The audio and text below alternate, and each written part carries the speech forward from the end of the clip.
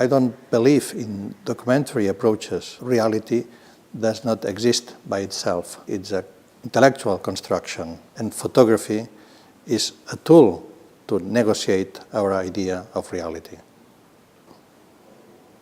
I was influenced by the late 60s movements, the situationism, the neo-Dadaism, all the counterculture attitudes.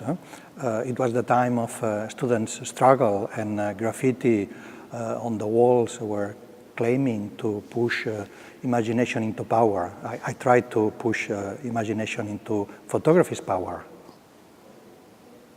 I got interested in photography in the early 70s. At that time, Spain was ruled by a dictatorship, so all my generation got used to a climate of propaganda and censorship. My wish, the wish of all my generation, was to get confronted to that information situation. So we should learn how to read between the lines. Some of my projects are understood as visual vaccinations, in the sense that they prevent the viewer to critically react against other more serious fictions. Why do we believe? Why we have faith? I think that we should be more suspicious, we should be more skeptical.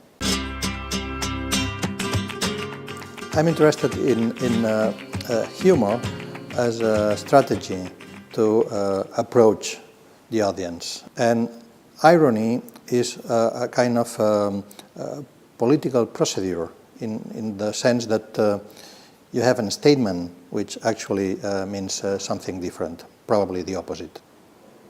When we regard sequentially my career, there are some projects which look like an encyclopedic way to represent the different aspects of the natural world. I'm very interested in the organic world. For instance, herbarium is about botany, fauna is about zoology, Retsecore is about anthropology, constellations is about astronomy. So I'm following a sort of atlas of knowledge. A great deal of my work is dealing with storytelling. This is in the narrative aspect of the discourse. And because of that, I use different perspectives. For instance, text, for instance, installation displays, and so on. Photography is having a function in science, another one in art, another one in industry, another one in advertising. And my work is trying to focus on those different institutional discourses.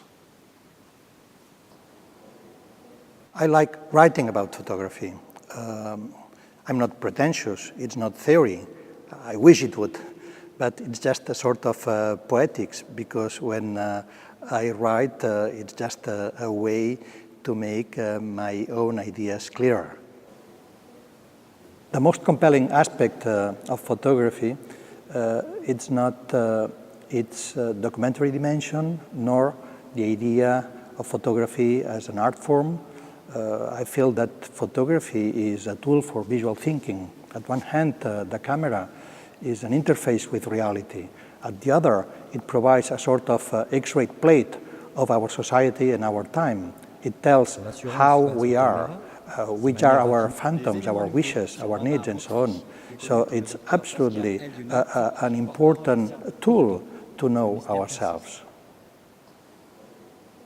Appropriation has become mainstream in terms of image strategy. I propose, for instance, that appropriation should be changed by the idea of image adoption. In former Rome, in Latin terms, ad optare meant choosing, meant selecting a child among many others and transferring them some rights. I think that this metaphor could be used in the field of visual arts. When you press the button, you release the shutter. You generate an image.